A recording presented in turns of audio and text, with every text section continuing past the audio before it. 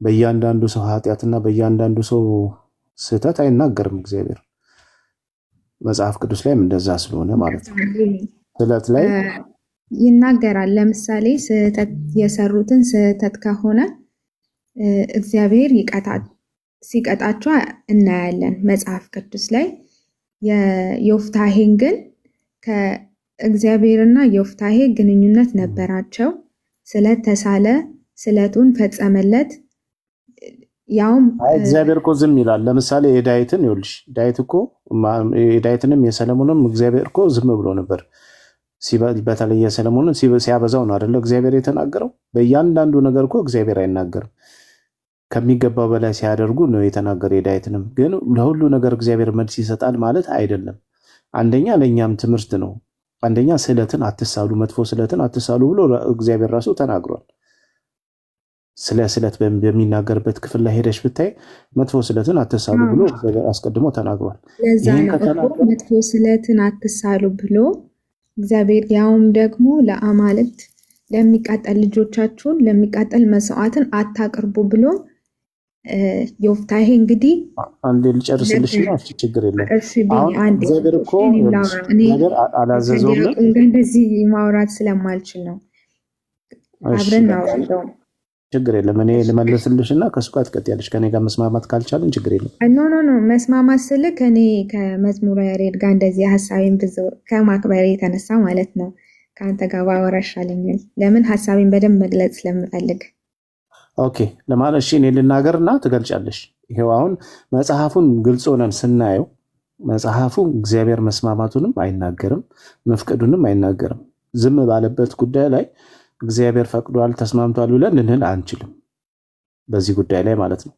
ባልተነገረበት ጉዳይ ላይ ምክንያቱም ብዙ ቦታ ላይ እግዚአብሔር ዝም የሚልባቸው ቦታዎች አሉ እስራኤላውያኖች ሲያጠፉ ነቢያትን ልኮልኮ ዝም የሚልበት ጊዜ አለ በኋላ ላይ ደግሞ ይቀጣቸዋል ማለት ነው ግን ይሄ ማለት ሁሉንም ይቀጣል ማለት አይደለም በዛ ልክ አይደለም መጽሐፉን በዛ ልክ ሁሉንም አላስቀመጠው ዝም የተባሉም ስላሉ ማለት ነው ስለዚህ ከዚህ አንፃር እግዚአብሔር ዝም ይላል ያ ዝም ማለቱ መስማማቱን ያሳያል የሚል ነገር ሐሳብ ልንይዝ አንችልም ባልተጻፈ ነገር ላይ እንደዚህ ነው ብለን የራሳችን ሐሳብ ልናስቀምጥ አንችልም በመጀመሪያም አልተናገረም ዘዳግም 10 ላይ ያለው አይ ቲንክ 12 ላይ ቅርታ ዘዳግም 12 ላይ ያለው ህፃናትን መስዋዕትን የሚያቀርቡት ለጣዖት ነው ያ ደግሞ መብት ስለሌላቸው ነው ህፃናትን ስለሚገሉ ማለት ነው ለጣዖት ለሞሎክ ያቀርቡ ያቃጥሉ ስለነበር እግዚአብሔር አስቀድሞ እሱን አስጠነቀቀ ተናገረው እግዚአብሔር ወደምትወርስባት ምድር በመትገባበት ሰዓት ላይ በዙሪያ ያሉ የአሕዛብን አማልክት እንዴት ናቸው ብለህ አትጠይቅ ምንድነው የሚሰሩት ብለህ አትጠይቅ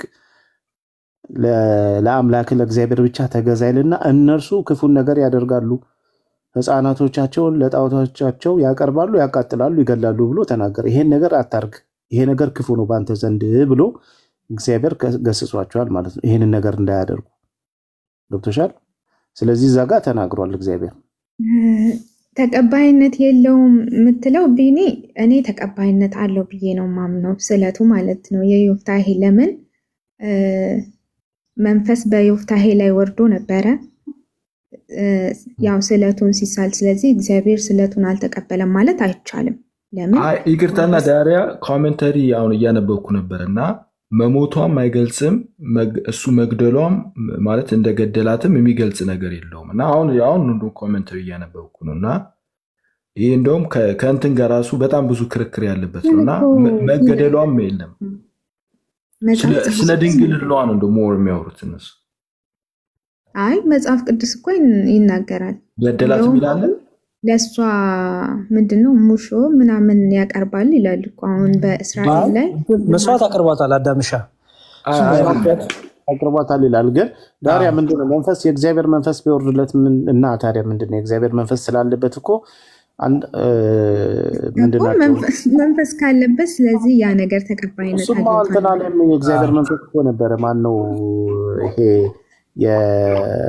አገዘው ለማለት ነው ቢኒ ጦርነቱን አገዘው ለማለት ነው ዳሪያ ምክንያቱም ጦርነት የሚወሰድም ነው እንጂ የሚወሰድ ነው ዳዊትም እኮ ቅዱስ መንፈስን ከኔ ላይ አትውሰድ ይላል ኃጢአት በሚሰሩበት ሰዓት ላይ የማይሆን ነገር በሚያደርጉበት ሰዓት ላይ እኮ የእግዚአብሔር መንፈስ ከነሱ ይሄዳል ሲጀመር እንዳው እንደ አዲስ ኪዳን አይደለም መንፈስ መጥቶ አይደለም ለሆነ አገልግሎት ብቻ ነው መንፈስ የሚመጣው በብሉይ ኪዳን ገብቶሻል? በብሉይ ኪዳን መንፈስ ቅዱስ የሚመጣው ሰዎች ላይ ለሆነ አገልግሎት ብቻ ነው እንጂ እንደ አዲስ ኪዳን በሰዎች ላይ ተጠቅላላ መንፈሱ አይፈስም። አሁን እኔ ያልገባኝ ነገር ዳሪያ አንደኛ የትምህርቱ ዓላማ ማትችሉትን በጣም የሚጎዳችሁን ነገር አትሳሉ ነው በዋናነት። እግዚአብሔር ያደርጋል፣ እግዚአብሔር ይፈጽማል። እንደዛ ቢል ሚኪ እንደዛ ቢል አይደለም። አንዴ ዳሪያ አታቋርጪ።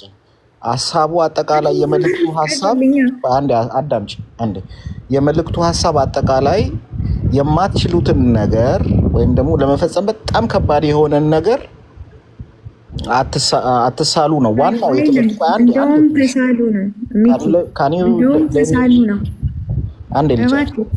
አንዴ ልጨርስ እና አትሳሉ ነው ዋናው ነጥብ። አንቺ ግን እያያያሽ ያለሽው ከፍትህ ጋር ነው። ከፍትህ ጋር እንዴት ነው ያያያሽው? አንተ እንደምትለው ቢሆን ትክክል ነው ብዬ አምናለሁ ሚኪ። መስዋዕት ማቅረቡ እኔ እግዚአብሔር ተቀብሎታል ብዬ አምናለሁ። ለምን ከላይ ጀምሮ እግዚአብሔር ሲረዳው ነበር። ይሄንን ሰው ስዕለትም ገብቶ ስዕለቱ ተፈጽሞለታል፣ ስዕለቱንም አቅርቧል። ከዛም ደግሞ አለቃም ሆኗል። እስከ ስር ድረስ ብታነብ እግዚአብሔር ትክክል እንዳልሆነ አሁን አንተ እንዳልከው ከባድ የሆኑ ስዕለቶችን አትሳል የሚል አስተምሮ የለውም። ዲያቆን እንዳስረዱት እንደውም ለእግዚአብሔር ጥግ ድረስ ሂደን መች አልኩኝ ዳሪያ አላልኩም ነሱ ያውጣላት ታላቴ ዳሪያ ታይቴ እኔ ቋሉ በሌለባቸው እግዚአብሔር አስጠንቅቋል። ለእግዚአብሔር ስለት ማቅረብ እንዳለብን ምናምን ማለት እኔ አላልኩም። እኔ እስራኤሎች በባህላቸው አልኩሽ። ቆይ ዳሪያ ታይቴ አሉ እኮ በህይወት ነኝ ያልኩሽ ምንድነው? ከዚህ እስራኤላውያን ስዕለት ላይ ያላቸውን ጽኑ አቋም ያሳያል። ስዕለታቸውን ተስለው ምንም ቢመጣ እንደሚፈጽሙት ያሳያል። ይሄ የእስራኤል ሀገር ባህላቸው። ለዚህ ደግሞ ምስክሯ ልጅቷ ራሷ ናት።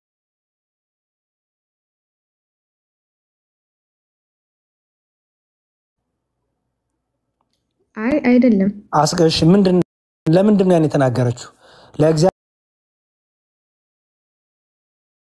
ለምንድን ነው ያን የተናገረችው? ለእግዚአብሔር ስዕለት ከተሳልካፈን ለእግዚአብሔር ስዕለት ከተሳልክ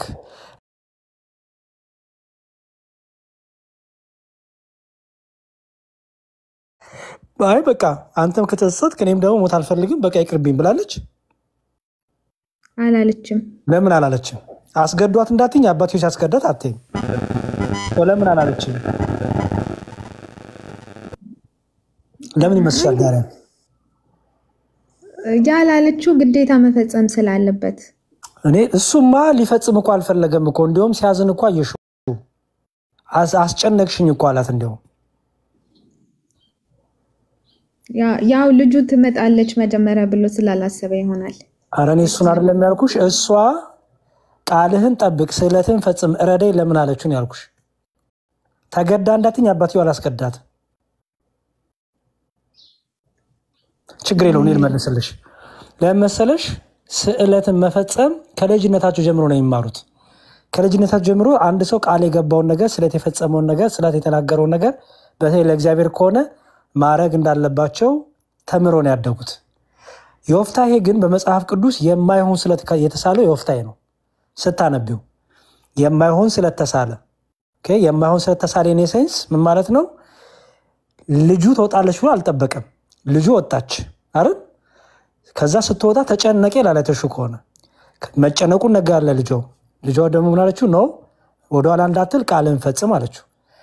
ስለዚህ አሁን ከዚህ ክፍል ላይ አምጥተሽ ኦኬ የእስራኤልን ባህል አምጥተሽ በዛ ጊዜ የተፈጠረውን ያንን ክስተት በመጽሐፍ ቅዱስ አንድ ቺን ክስተት አምጥተሽ እግዚአብሔር ይሄ ነው ብለሽ ትምህርት መስራት አትችይም።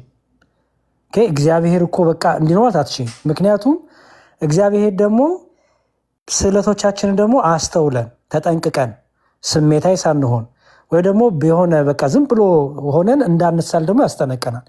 በዛው ልክም ደግሞ ስዕለትን ደግሞ ፈጽም ብሎ ደግሞ ያስጠነቀናል። ስለዚህ ሁለቱ ነገር ስላለ ይሄ የያዘው ታሪክ ነው የያዘው ዳሪያ። የዮፍታሔን ታሪክ የዮፍታሔን ስዕለት የተናገረውን ቃሉን መፈጸሙን ነው የምታየው። ከዚህ ምን ትማራላችሁ? እሺ ዲያቆን ጥሩ። አሁን አንተ እንዳልከው እኔ እንዴት ልረዳው ማለት መጽሐፍ ቅዱስ ላይ እሺ አንዴ እሺ መጽሐፍ ቅዱስ ላይ አሁን ወደ ስርም ለማንበብ ሞክሬያለሁኝ ግን ምንም የለም አለቃ ተደርጓል ያው እስራኤል ላይ ልማድ ሆኗል ለሷ በየአመቱ ነው ይመስለኛል የሚለው እሷ ትታወሳለች ሐዘን ያረጋሉ ማለት ነው እሺ ከዛን ከስርም አባትየውም አለቃ ሆኗል ማለት የሚፈልገው ነገር ሆኖለታል ስለቱን ግን ከስር ላይ እኔ አሁን አንተ እንደተረዳኸው እንዴት ነው ልረዳ የምችለው መጽሐፍ ቅዱስ ላይ እንደዛ አይልም እኔ የተረዳሁት እግዚአብሔር እዚህ ጋር ተሳስቷል ይቅርታ ለንግግር እሺ ተሳስቷል ብዬ ነው ማስበው ለምን ከስር ላይ ስህተት እንደሆነ ያደረገው የሆነ መልእክት ቢኖረው ኖሮ አሁን አንተ እንዳልከው ልረዳችል ነበር ግን ምንም አላለም እግዚአብሔር ተቀበለው ብዬ ነው ማምነው ግልጽም ነው መጽሐፍ ቅዱስ ላይ ጥሩ አንቺ ሙስሊም ስለሆንሽ እንደዛ የተረዳሽው መብትሽ ነው መረዳት እኛ ግን ክርስቲያኖች ስለሆነ መጽሐፍ ቅዱስን መሳፍንት ብቻ አይደለም የኛ መጽሐፍ ቅዱስ እንደምታው ሁሉ ብዙ መጽሐፍት አሉ ስለዚህ እኛ እግዚአብሔርን በመላት ነው የምናውቀው እንጂ በመሳፍንት ታሪክ ብቻ አናውቀውም እግዚአብሔርን ስለዚህ መጽሐፈ መሳፍንት የነገስታትን ታሪክ ጦርነትን ያዘ መጽሐፍ ነው ያንን በአውዱና በሁኔታው በክስተቱ በኢቨንቶቹ እንፈተዋለን ለኛ መሳፍንት ብቻ አይደለም መጽሐፋችን ስለዚህ አንቺ እንደ ሙስሊም ያ ብቻ ከሆነ ብለሽ አሰብሽው መብትሽ ነው ያ ግን ትክክል አያረግሽም ምክንያቱም እኛ ክርስቲያኖች መጽሐፌን ክፍል እንዴት ተረዱታላችሁ ስትይን አንቺ በመጥተው አንረዳው ምክንያቱም እኛ ከዘፍጥረት እስከ ራእይ ድረስ እግዚአብሔርን በዛ ሁሉ ስለምንረዳው ስለምናነበው ማለት ነው ለምሳሌ ዳሪያ ለመሐመድ ልጆቼን ሚስቴን ባለቤቴን ፊድ አረጋለሁ መስዋዕት አረጋለሁ ስትይ ምን ማለት ነው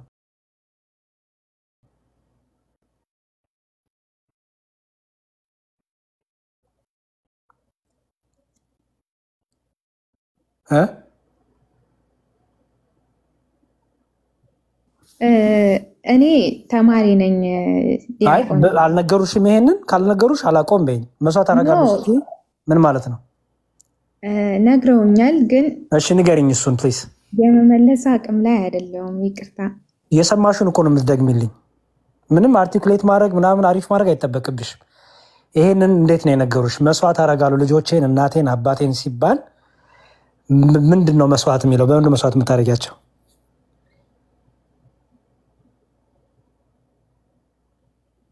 አይ ይቅርብኝ ዲያቆን ኦኬ እሺ ተው ላንቺ ልስጥሽ እሱን አይሽ አይደል አሁን ያንቺ መጽሐፍ እኔ አንቺ ነው የስቲ ተርጉምልኝ ያልኩሽ ያለሁት ያንቺን ትምህርት ኦኬ እያመጣችሁ በቃ እንደዚህ ምና አላልኩሽም እስቲ ተርጉምልኝ እንዴት ነው የምትረጃው ያልኩሽ ለዛ ነው ክርስቲያኖችንም እንዴት ተረዱታላችሁ ወይስ ጠይቂን ምክንያቱም የኛ መርዳቱ ትክክል የሚያደርገው ያንቺ ሙስሊሟ ሳይሆን ግን የኛ መርዳት አስቀምጥልሽና እንጨርስ ይሄን ክፍልኛ ክርስቲያኖች እንዳኩሽ የመጽሐፍ ቅዱስ የእግዚአብሔር ነገር በመሳፍንት ላይ ብቻ የተቀመጠ አይደለም ከዘፍጥረት እስከ ራእይ ድረስ የእግዚአብሔር ነገሮች ተቀምጠውልናል መጽሐፍ ቅዱሳችን ታሪክን ይዟል ዳሪያ ታሪኮች ይዟል ኦኬ እንዲሁም ምን ይላል መጽሐፋችን በዚህ በመጽሐፍ ቅዱስ ውስጥ ያሉት ለትምህርት ኦኬ ልብንን ለማቅናት እምነትን ለማጽናት ለመማር ብዙ የተቀመጡ ናቸው ታሪክን እንደ ታሪኩ እንማርበታለን ዶግማ ደግሞ መሰረትባቸው ደግሞ ዶግማ ደግሞ ሃይማኖት መሰረትባቸዋለን ከመጽሐፈ መሳፍንት ምን ትማራላችሁ ስትይ አንደኛው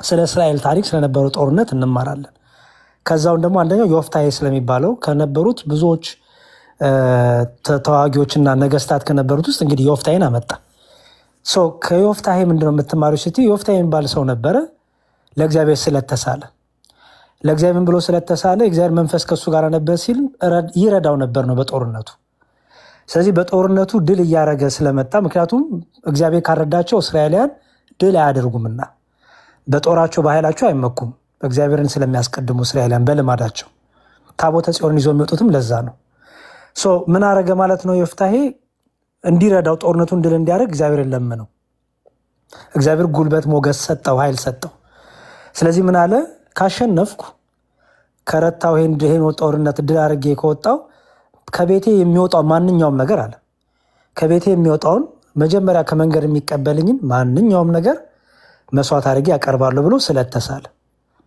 ኦኬ ከዛ በኋላ ድል አድርጎ ሲመጣ ልጅ ወጣች ይላል ልጁን አገኛት አለቀሰ፣ አዘነ፣ ነገራት። እንዲህ ብዬ ስለት ተስያለሁ አላት። ከዛ ምን አለችው? ስለትን ጠብቅ፣ ስለትን መፈጸም አለብህ ብላ አባቷን አበረታችሁ። ስለዚህ ከዚህ ምን ትማራለህ ካልሽኝ፣ አንደኛ ለእግዚአብሔር ቃል የገቡትን ነገር ሰዎች መፈጸም እንዳለብን እማራለሁ። ልጆቼንም ደግሞ በቃለ እግዚአብሔር ደግሞ ማሳደግ እንዳለብኝም እማራለሁ። አይሽ እቺ ልጅ ከየትም አላመጣችሁም። አባቷን ያበረታችሁ ያን ትምህርቷን ያን የአባቷን እምነት ስለያዘች ነው። ስለዚህ ከዛ የተነሳ እኔም ልጆቼን ከእግዚአብሔር ጋር ያላቸውን ግንኙነት ሕገ እግዚአብሔርን ቃሉን መጠበቅ እንዳለባቸው፣ በሕጉ በትእዛዝ መሄድ እንዳለባቸው፣ ደግሞ ለእግዚአብሔር ቃል የገቡትን ነገር መፈጸም እንዳለባቸው አስተምራለሁ ማለት ነው። ሌላው ደግሞ ከዮፍታሔ ምን እማራለሁ? ስዕለቴን በማስተዋል መሳል እንዳለብኝ። ስዕለቴን በማስተዋል ልጄን አርዳለሁ ወይ ምናምን ወይ ደግሞ ስሜታዊ ሆኖ ወይ ለሆነ ነገር ሳይሆን በማስተዋል ለምሳሌ ላረገው የምችለው ነገር መዘመር ከሆነ መዘመር፣ መመስከር ከሆነ መመስከር፣ ቤቱ ማገልገል ከሆነ ራሴን መስጠት ከሆነ ለቤቱ አገልጋይ ራሴን መስጠት፣ ለቤቱ አገልግሎት ልጄን መስጠት ከሆነ ለቤቱ አገልግሎት ልጁን መስጠት። ይህን ሁሉ ከመሳፍን ታሪክ እማራለሁ። ስዕለትን ተጠንቆ መሳል እንዳለበት፣ ስዕለትን ነው መፈጸም እንዳለበት። የዮፍታሔ አይነት ስዕለት ግን እንሳላለን ማለት ግን አይደለም። ይሄ በሆነ ጊዜ የተደረገ ታሪክ ነው እና ደግሞ ከስዕለት ጋር የተገናኘውን ነገር የሚያስተምርሽ ክፍል ነው ማለት ነው። ስለዚህ የአንቺና የኔ ትርጉም አይገናኝም። አይሹ ጃኳ እንደሚታገልን የአንቺና የክርስቲያኖች ትርጉም አይገናኝም ማለት ነው። ልክ ቅድም ልጆቼን፣ ሚስቴን፣ ባሌን ለመሐመድ እሰዋለሁ ስትይ ምን ማለት ነው ብዬ ከአንቺ ልረዳ እንደሞከርኩት ልክ ወደ እኔ ወደ ክርስቲያኖች ስትመጪ ይሄን ክፍል ምን ተረዳችሁት ብትይ ትክክለኛውን ነገር ከኛ ትሰሚዋለሽ። አንቺ ጋር ያለው ትርጉም ትክክል አይመጣም ማለት ነው፣ የኛ ትርጉም ትክክል ስለሚሆን።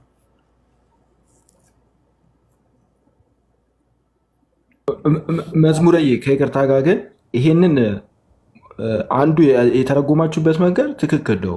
ይሄ አሁን እናንተ የተረጎማችሁበት ድጋሚ ደግሞ ከቅዱስ ጳውሎስ የምዕራፍ 12 የሮሜ መልእክት ጋር ምዕራፍ 12 ቁጥር 1 ጋር አድርገው የሚተረጉሙም አሉ ብዙ ማለት ነው። ተገደለች ብሎ መስዋዕት ሲባል በቀጥታ መገደል ጋር ማያያዙ ማለት ነው። መገደልን ሳይሆን እሷ መስዋዕት ሆና ልክ ለምሳሌ ሰውነታችን መስዋዕት አድርጋችሁ አቅርቡ እንደሚባለው እሷም እንደዛ መስዋዕት ሆናለች ብለው ቃል በቃል የሚተረጉሙ አሉ እና መሞትን ጋር ብቻ የተተረጎመ ነገር አይደለም። ይህንም ለማስታወስ በሁለት መልኩ መስዋዕትና በሁለት መልኩ ስለሚተረጎም አዳምሻ አይቼዋለሁ። እሱን ነገር መስዋዕት የሚለው ሁለት ትርጉም ይሰጣል። ለዛ ነው የእሷ ጋር ሲመጣ ግን እንዲሁም እዛው ታች መልሱ ይመልስልሃል። ሀዘን እንደወጡ እንዲሁም በየዓመቱ ለዛ ሀዘን ወደ ተራራው እየወጡ እሱን ፈጸመባት ይላል፣ እንደተናገረው አደረገባት ይላል። አይተው ከሆነ ግን መስዋዕት የሚለውን በሁለት ስለሚከፍለው ነው። ራስን መስጠት አለ ለእግዚአብሔር።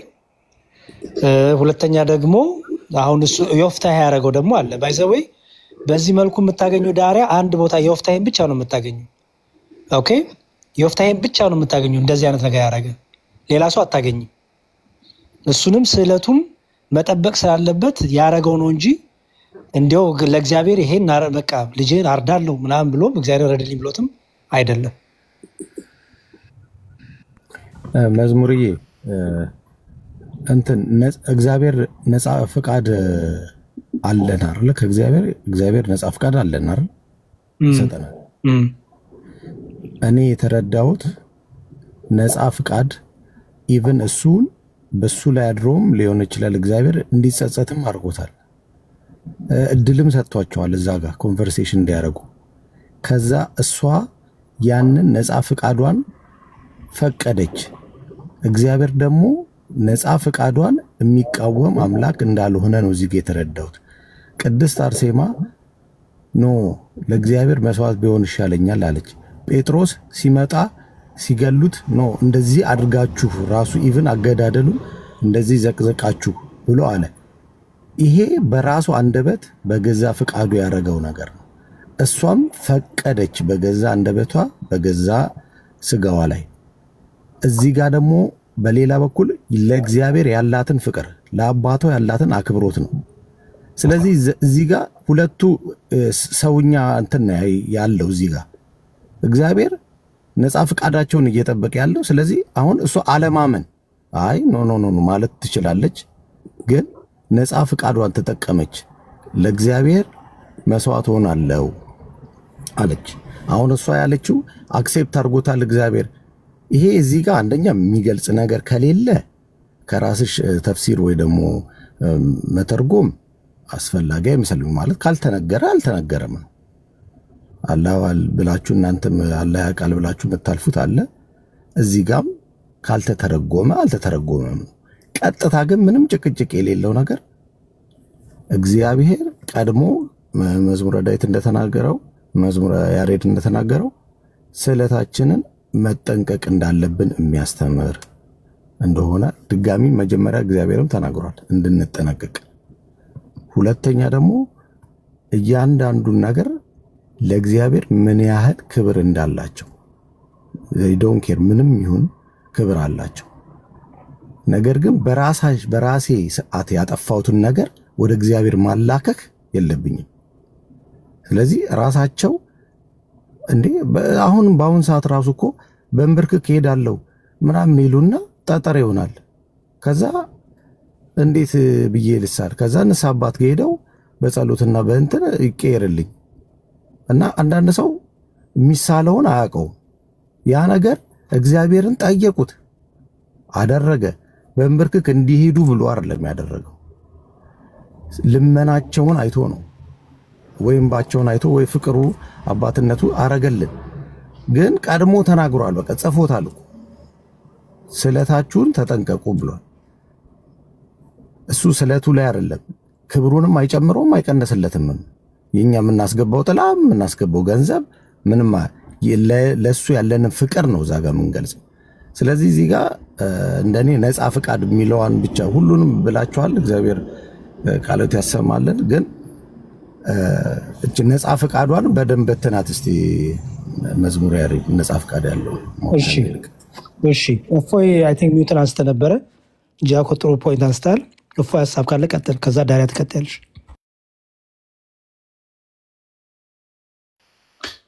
ሰላም ብያለሁ ሁላችሁንም፣ እንዴት ናችሁ? እንደጋጣሚ እንቅልፌ ስነሳ የወፍታይን አይ ቲንክ ይመስለኛል እያነሳችሁ ያላችሁት እና የወፍታይ ታሪክ ነው አይደለ? አዎ ትክክል። መጽሐፈ መሳፍንት ትክክል። ያ ምን ያህል እንትን እንዳላችሁት አላውቅም፣ ግን ተደገምኩኝ። ይቅርታ ቤቢ ማለት እኔ ፊልም አደርጋቸው እስራኤላውያን ከግብፅ በወጡበት ሰዓት ላይ ይህንኛው ህግ ምን ያህል ለሴቶች ክብር የሰጠበትና ምን ያህል ህግ የተመሰረተበት አድርጌ ነው እኔ የምመለከተው ክፍሉን። የዮፍታሔ ስህተቶችም እንዳሉ ሆነው ማለት ነው። በግብፅ በነበሩበት ሰዓት ላይ እስራኤሎች ይታወቃል፣ ወንድም ልጅም ሴትም ልጅ ቢወልዱ ወንድ ልጆች ቢወልዱ ምንድን ነበር የሚደረገው? እስራኤሎች ወንዶች ከበዙ ይዋጉንና ነፃ ይወጣሉ የሚል እሳቤ ነበራቸው የፈርዖናውያን። እንደዚህ አይነት እሳቤ ስላላቸው ወላጆቹ ወንድ ልጅ እንደተወለደ ይገደል ነበረ። ወንዶቹ በግብፅ ባለበት ሰዓት ላይ ይገደሉ ነበረ። ይህንን ስቃይ ያሳለፉ ናቸው እስራኤላውያን። ወንድ ልጆቻቸው በግብፅ ውስጥ የሚገደሉባቸው ነበሩ። እግዚአብሔር ደግሞ ከዛ ችግር ውስጥ ወደ እስራኤል ሲያወጣቸው ወይም ደግሞ ወደ ከነአን ሲያመጣቸው ይሄ ከግድያው ህፃናት ልጆቻቸው ከሚገደሉበት ወደ ከነአን ካስገባቸው በኋላ በዛ ደግሞ በእስራኤል ደግሞ በገቡበት ሰዓት ላይ በዙሪያቸው የከበቡት አሉ። እነሱ ደግሞ ወንድ ልጅ ብቻ ሳይሆን የሚገሉት ሴት ልጅም የሚገሉ ናቸው። ህፃናትን የሚያርዱ ናቸው። ለሞሎክ ለበዓል የመጀመሪያ ልጅን የሚሰዉ ናቸው። ከግብፁም ደግሞ የሚከፉ ናቸው ማለት ነው። ህፃናትን እንደተወለደ እያረዱ የሚሰዉ ናቸው። ይህንን ዘዳግም ምዕራፍ 12 ላይ ታሪኩን እናገኘዋለን። ልብ በሉ፣ ዘዳግም ምዕራፍ 12 ላይ እግዚአብሔር ያስጠነቅቃቸዋል። ማናቸውንም እነኛ ህፃን ልጆቻቸውን ለጣዖታቸው ወይንም ይሳሉና ያርዳሉ። ወንድም ይሁን ሴትም እየተሳሉ ያርዳሉ፣ ይሰዋሉ። ስለዚህ እንደዚህ እንዳያደርጉ ዘዳግም ምዕራፍ 18 ላይ ዘዳግም ምዕራፍ 12 ላይ እጅግ ብዙ ቦታ ላይ እግዚአብሔር ያስጠነቅቃል። ልጆችን ድምፅ አይ ቲንክ ይረብሻል። ኦኬ። ስለዚህ እየተሳሉ ልጆቻቸውን ያርዱ ነበረ። እግዚአብሔር ደግሞ ይህንን እንደማይፈልገው መዝሙር ሜቢ ከቻልክ ክፍሉን ብናየው ደስ ይለኛል። እግዚአብሔር እንደዚህ አይነት መስዋዕትን እንደማይቀበልና እንደማይፈልገው ተናግሯል። እሺ ቆይ ኮምፓይል ልፈትልህ። ይቅርታ ግን እየደገምኩ ከሆነ አስቁሙኝ። ኖ ኢትስ ፋይን፣ ችግር የለውም። ምንም ቃል እግዚአብሔር አይደለ እንማራለን። በጣም የሚገርም ነው።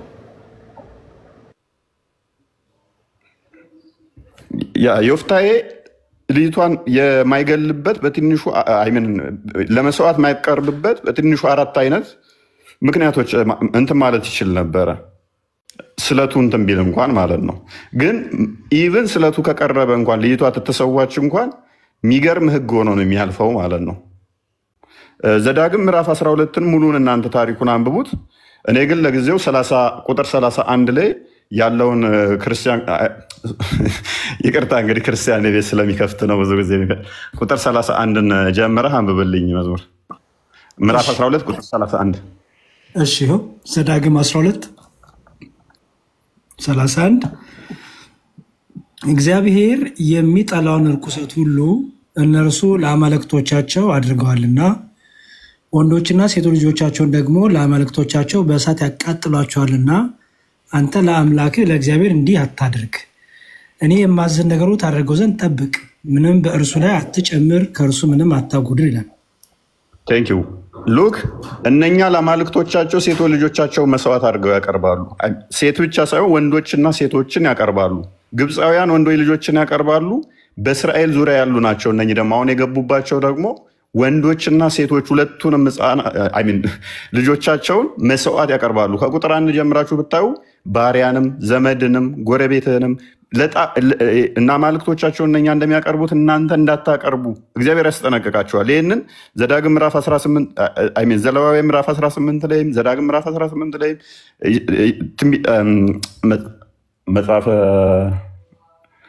ነገስት ላይ ሁለተኛ ነገስት ይመስለኛል ቁጥር 17 ላይም ይደግመዋል። ይሄንን ሴቶች ልጆቻችሁን ወንዶች ልጆቻችሁን ለአማልክቶቻቸው እነሱ እንደሚያቀርቡት እናንተ እንዳታቀርቡ እያለ ያስጠነቅቃል ማለት ነው። ስለዚህ መስዋዕት ለአምላክ ልክ የኛ አምላክ ህፃናትን እንድንሰዋለት አይፈልግም። በቃ በባህሪው እኛ እንድናርድለት እንድንሰዋለት አይፈልግም። ይህንን ከያዝን ይህንን ሀሳብ ከያዝን በዙሪያው ያሉ ሰዎች ግን ወይም ደግሞ ጣዖት አምላኪያኖቹ ለሞሎክ ለበዓል እንደዚህ ምን ያደርጋሉ? ልጆቻቸውን ነበር የሚሰዉት። ከነሱ ሲለይ እግዚአብሔር ምን አለ? እናንተ እንደዚህ እንዳታደርጉ አላቸው። እንደዚህ አታድርጉ ብሏቸው ሳለ እግዚአብሔር ይፈልጋል ህፃናትን እንድናርድለት የሚል ኮንሰፕት አይኖርም። እንዳታደርጉ እያለ እያስጠነቀቀን ሳለ ማለት ነው። ወደ ዮፍታሔ ስንመጣ የዮፍታሔ ታሪክ ያለው አይ ቲንክ ምዕራፍ 11 ላይ መሰለኝ 11 ላይ ነው። ኦኬ ክፈትልኝ አንዴ። እሺ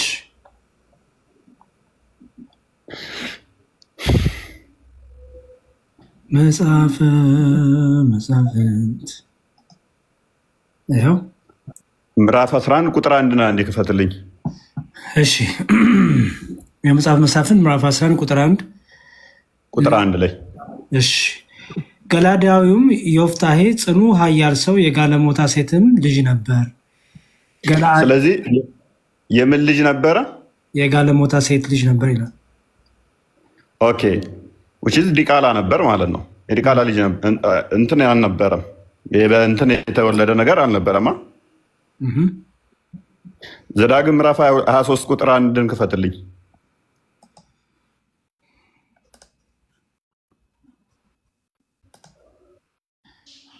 ቁጥር 1 ቁላ የተቀጠቀጠ ብልቱም የተቆረጠ ወደ እግዚአብሔር ጉባኤ አይግባ፣ ዲቃላ ወደ እግዚአብሔር ጉባኤ አይግባ፣ እስከ 10 ትውልድ ድረስ ወደ እግዚአብሔር ጉባኤ አይግባ ይላል። ኦኬ ስለዚህ አሁን እሱ ወደ ጉባኤው ገብቶ እንትን መስዋዕት እንትን ማቅረብ አይችልም ማለት ነው ዲቃላ እስከሆነ ድረስ። ስለዚህ ስለቱ ራሱ በዚህኛው ህግ መሰረት የሙሴን ህግ ጠንቅቆ ከሆነ ዮፍታሔ ስለቱን ማቅረብ አይችልም ማለት ነው።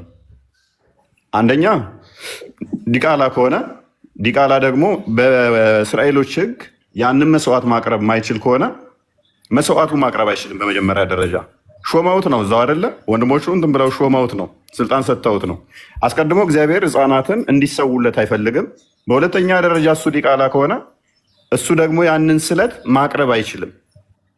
ይሄንን ስለት የማቅረብ እንትን እንኳን የለውም ማለት ነው። ስለቱን እሱ መስዋዕቱን ማቅረብ ቋንዴ ጨርሰውና ተቀጥያለሽ እኮ ትቀጥላለህ። በዛው ግን ዮፍታሔ እኮ ጽኑና ኃያል ተባለ። ዲቃላ አልከው እንጂ ጽኑና ኃያል ነው። በዛ ላይ ደግሞ የእግዚአብሔር መንፈስ ወርዶበት ነበረ።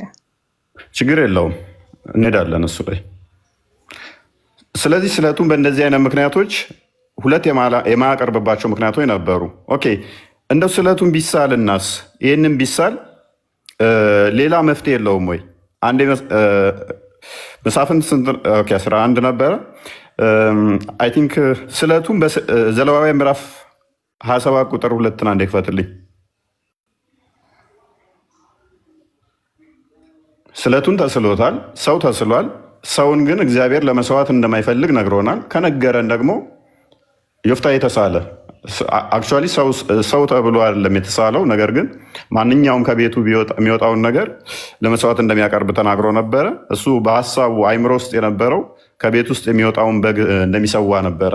ልጅቷ ቀድማ ስለወጣች ነው። ቁጥር 2 ላይ ምን ይላል?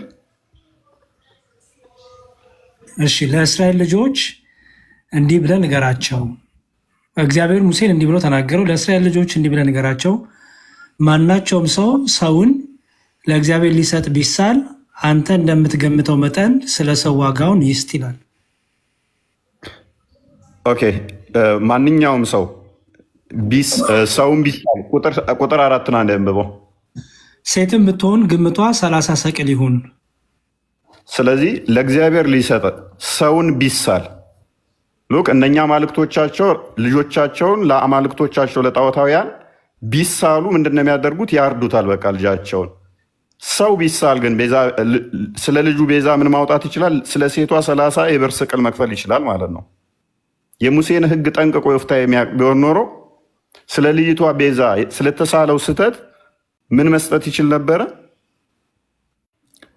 ቤዛ ማድረግ ይችል ነበረ። በሷ ምትክ ስንት ነው የሚለው? 30 ስቅል 30 የብር ስቅል መስጠት ይችል ነበር ማለት ነው። ሜቢ አግኝታችሁኛል? አዎ እኔ ገብቶኛል። ዮፍታሔ አንደኛ ወይንም ሕጉን ጠንቅቆ አያውቀውም ማለት ነው። በዋናነት ግን ከዛ በኋላ ምንድን ነው የሚሆነው? ቅድም እንዳልኳችሁ በዛ አካባቢ በሞለክ እነኚህ ያሉት ልጆቻቸውን ነበር የሚያርዱት የሚገሉት። ዮፍታሔ በስተትም ሆነ ባለማወቅም ሆነ ይህንን ተሆነ በኋላ ልጅቷ ላይ ይሄ ተፈጸመ። የልጅቷ ፈቃደኝነት እንደተጠበቀው ነው ማለት ነው። ሕግ ሆኖ ይቀርባል። ቁጥር 30 ምናምን አካባቢ ላይ መሳፍንት 11:30 ወደ ማለቂያው ላይ ካያችሁት በየዓመቱ እየሄዱ ያከብሩን ነበር ይላል። በየዓመቱ ሊከበር የቻለው ከዛ በኋላ አልተደረገም። በእስራኤል ይሄ ታሪክ አልተደገመም ማለት ነው። ምን ሆነ? ሰው ልጁን ለፈጣሪም ሆነ ለጣዖት እንዳይሰዋ ሕግ ሆኖ ቆመ ማለት ነው። ሕግ ተደረገ። ሕግ ከሆነ ደግሞ ከዛ በኋላ ማንኛውም ሰው ልጁን መሰዋት እንደሌለበት ሕግ ሆኖ ጸደቀ ማለት ነው። ሕጉ ደግሞ ምን ሆነ? ለሌላኛውም አስተማሪ መማሪያ ሆነ፣ ጠቃሚም ሆኖ መጣ ማለት ነው። ለዛም ነው ከዛ በኋላ አንድም በእስራኤል ታሪክ ውስጥ እንደዚህ አይነት ነገር ክስተት ተከስቶ አያውቅም፣ ተፈጥሮም አያውቅም። ዮፍታሔ እንደዚህ ተሳስቷል፣ እንደዚህ ነገር ተፈጥሮ እስከሆነ እኛ እኮ አይ ቲንክ ሮሜ ምዕራፍ 3 ቁጥር 11-12 ላይ ሁሉ ተሳስተዋል እኮ ይላል። በአንድነትም የማይጠቅሙ ሆነዋል። ማይሳሳት የለም፣ ያልበደለ የለም፣ ሁሉም ፐርፌክት ናቸው ብለን አናምንም። እንደ እስልምና ሁሉም ፐርፌክት ናቸው ብለን አናምንም፣ ይሳሳታሉ። ነገር ግን ዮፍታሔ አትሊስት ወይን እነኝን ሕጎች ቢያውቃቸው ምን ማድረግ ይችል ነበረ? ሰውየው ፈንታ ምን መስጠት ይችል ነበር? ገንዘብ ማውጣት ይችል ነበረ። እንደገናም ደግሞ ሰውን እንዳይሳል እንደዚህ አይነት ስለቶችን እንዳይሳል ደግሞ እግዚአብሔር ከልክሎት ነበረ። እነኝን ሕጎች ጠንቅቆ ማወቅ ነበረበት። ግን ዮፍታሔ ድንገት የተሾመ ነው። ሜቢ ፖይንቴን ካገኛችሁ ንገሩኝ። እስኪ ጥያቄ መጠየቅ እችላለሁ? ጠይቂያለሽ? እሺ ያልኩት በመጀመሪያ ገብቶሻል? በጣም ግልጽ ነው። በጣም ግልጽ ነው። ስለዚህ ፎያችን እንትን አድርገዋል ማለት ነው። አሁን መስዋዕትነቱን የእሷ ጥያቄ እግዚአብሔር ተቀብሎታል ነው ያለችው። ስለዚህ በሁለት መንገድ እግዚአብሔር እንዳልተቀበለው ነው እኔ የተረዳሁት። እሷ ግን የምትለው ምን መሰለ? ስለቱ ስለተሳካ ነው። አንቺ መሰለሽ ይሄንን አስረዳልኝ እፎይ። ስለቱ ስለተሳካ እግዚአብሔር የተቀበለ እንትን ለሱ ለኤፍታይል ስለተሳካለት እግዚአብሔር መስዋዕትነቱን የተቀበለ መስሏታል። ጥያቄውን እሷ ታቅርብለት ለእፎይና እሱ ይመልስ፣ ችግር የለም ብላለች። እድሜያ ቆይ ዲያሪያ እኔ ያልኩትን መድገም ትችላለሽ? አዎ ህጉን ስለማያውቀው ዮፍታሔ ልጁን ለመስዋዕት አቅርቧል። ስለዚህ ዮፍታሔ ያነሳዋቸው ነጥቦች አሁን እሱ አንድ እንትን ነው ያነሳዋቸው። በመጀመሪያ ያነሳዋቸው ምን ነበር ያነሳውት? ለምሳሌ እግዚአብሔር ለሚቃጠል መስዋዕት ለእግዚአብሔርም ሆነ ለአማልክት ማቅረብ እንደሌለበት ሌላ ምዕራፍ ላይ ተናግሯል። ዮፍታሔ ደግሞ ያንን ህግ ስለማያውቅ ልጁን ለመስዋዕት አቅርቧል። በዙሪያ የሙሐመድ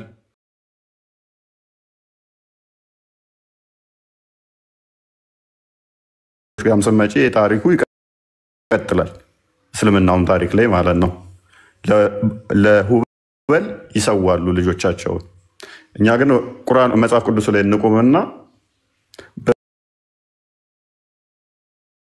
እንቆምና በዙሪያቸው እነ ሞለክ ምን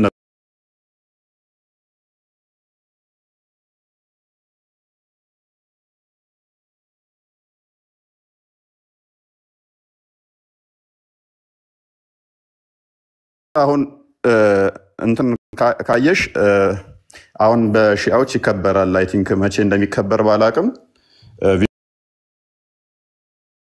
ቪዲዮዎችን ከፈለግሽ ልክልሻለሁ። እንደዚህ ይዘው ይሄው ልጆቻችንን ልሰዋልህ መተናል፣ ሁሴን ልጃችንን እንሰዋልህ መተናል እያሉ ቪዲዮዎች አሉ። ነሰሳሪ ከሆነ ምንም ከፍቻ አስደምጥሻለሁ። በዚህ 3 ቀን ውስጥ የተለቀቀ ነው። አሁን በዓሉ ደግሞ ይከበራል። እንደዚህ ሰውነታቸውን እየነጩ እንደዚህ እያደሙ እንትን ይላሉ። ህፃናታቸውን እንዳለ ሰብስበው ወጥተው እንደዚህ እንትን ብለው ይሄው ልንሰዋልህ መጣን እያሉ ቪዲዮዎችን አሁን አሳይሻለሁ ከፈለግሽ ማለት ነው። ነገር ግን አሁንም ይሄን አስፈላጊ ስላልሆነ እኛው ጋር እንመለስ። የእስራኤላውያንን እዛ የነበሩትን ታሪኩን ካወሽ ግድያ ጋር በተያዘ እንደዚህ እነኚህ ህግ ሆነው ሲመጡ ሉክ አንዳንዴ ሰዎች ያደረጉት እግዚአብሔር እንዲያደርጉ ወዶት ነው። ኦኬ ፈቀደው ማለትም ደግሞ ወዶታል ማለት አይደለም። አንድ ነገር ዳሪያ ማወቅ ያለብሽ እግዚአብሔር ዝም አለ ማለት ወዶት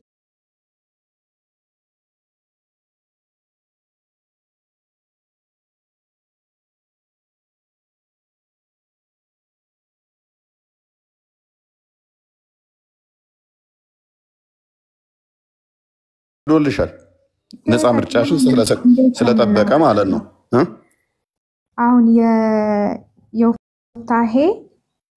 መስዋዕት ማቅረቡ ስህተት መሆኑን እንዴት ልናውቅ እንችላለን? ህጉ ምን ይላል? እንደ አሳየውሽ ህጉ ልጆችን አታቅርብ የሚል ነው።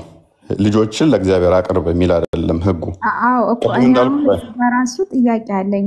ለምሳሌ እግዚአብሔር እዛ ላይ ለአማልክትም ሆነ ለእግዚአብሔር እንደዚህ አይነት መስዋዕት አታቀርብ ካለው በኋላ ዮፍታሔ ግን መስዋዕቱን ነግሮታል አይደል? መጀመሪያ የሚመጣውን ነገር መስዋዕት አደርግልሃለሁ አለው። ስለዚህ እግዚአብሔርም ያንን መስዋዕት ማለት ስዕለት ፈጸመለት፣ የሚፈልገውን ነገር አደረገለት። ከዛን መስዋዕቱን አቀረበ።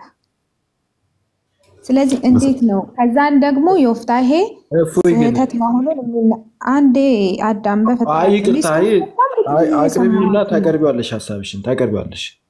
ለማስታወስ ያለው እፎይ አሁን አንድ ሰው ለምሳሌ እሷ ልትገደል ነው አይደል? እንደምትሞት ታውቃለች።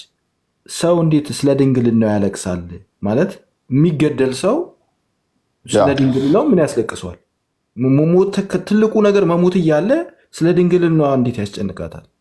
ወደዚህ ሜክ ሴንስ እኮ ተገደለች ብሎ ማለት እሱን አልሞተችም ለሚልም ያነሱት አሉ። አልተገደለም ግን ኢቭን ተሰውታለች የሚለው አይ ቲንክ እነ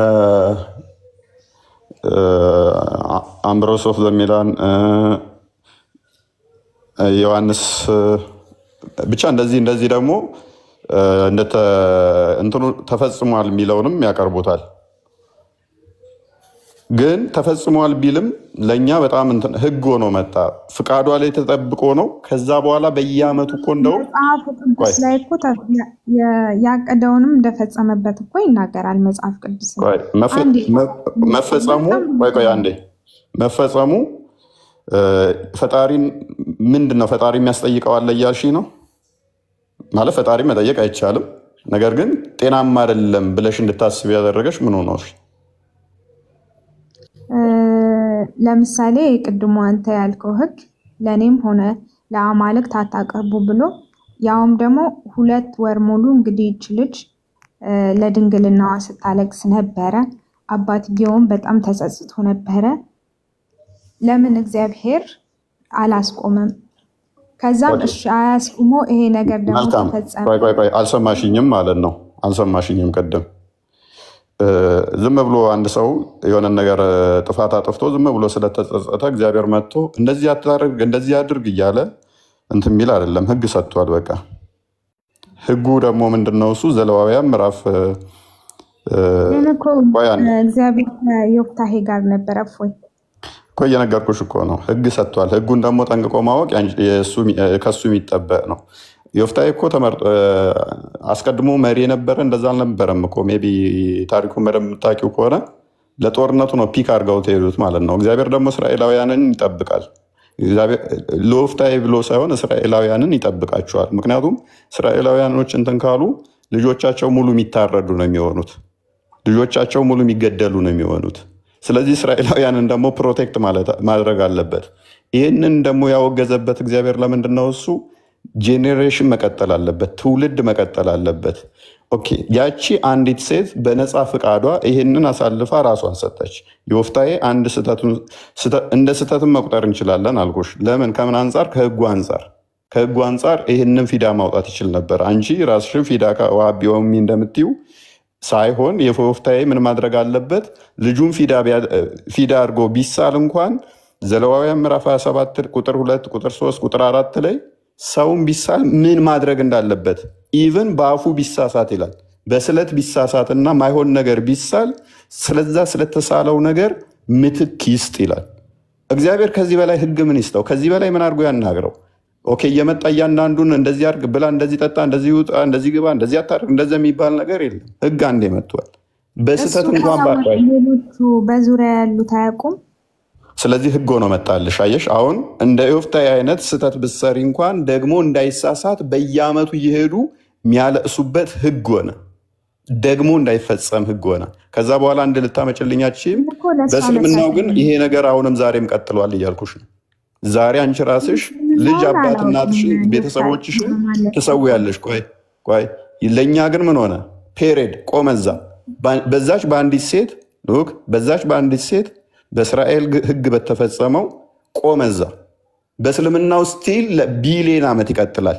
ቢሊየን ዓመቶች ካሉ ማለት ነው። በእኛስ ያ ህግ ሆነና እንዳይደረግ ሆነ ማለት ነው። አይልም። አንተ ከሌላ ክፍል ነው አምጥተህ ያልከኝ። አይልም። ምኑ ነው ማይለው? ዮፍታሔ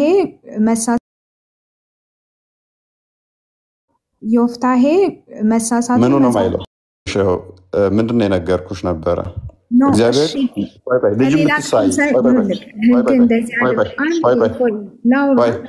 ዝም ብዬ ሰምቻቸዋለሁ። ሰው ብትሳይ ኖሮ ስለ ሰውየው ምን አድርጊ ነው የሚለው እግዚአብሔር? እሺ ዮፍታሔ ያቀነበረ ይህንን ህግ ለምሳሌ 30 ምን አድርጊ ነው? ቆይ ስለ ሰውየው ምን አድርጊ ነው የሚልሽ? ቤዛ አድርግ 30 ምንድነው ቤዛ አድርግ የሚል አይቻለሁ። ቅድም መዝሙር ያሬድ የከፈተው ይሄንን ዮፍታሔ አያውቅም። ቆይ አንዴ አያውቅም።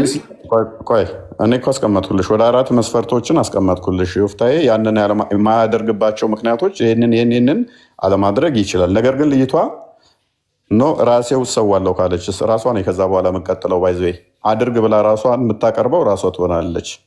ከዛ በኋላስ እሷ ምን ሆነች አልኩሽ? ህግ ሆና ቀረበች። ይሄ ነገር እንዳይፈጸም ወደፊትም እንዳይፈጸም እግዚአብሔርም የሚጠላው መሆኑን ለማሳያነት ይሄንን አድርጋ ቀረበች ማለት ነው።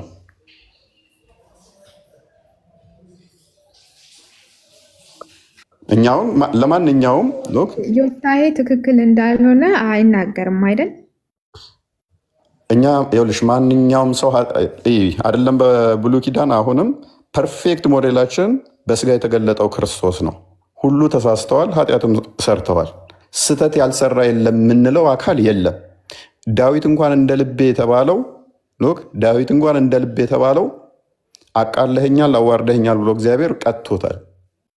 አይደለም ዮፍታሔ ማለት ነው። በብሉይ ኪዳን ያሉ ቆይ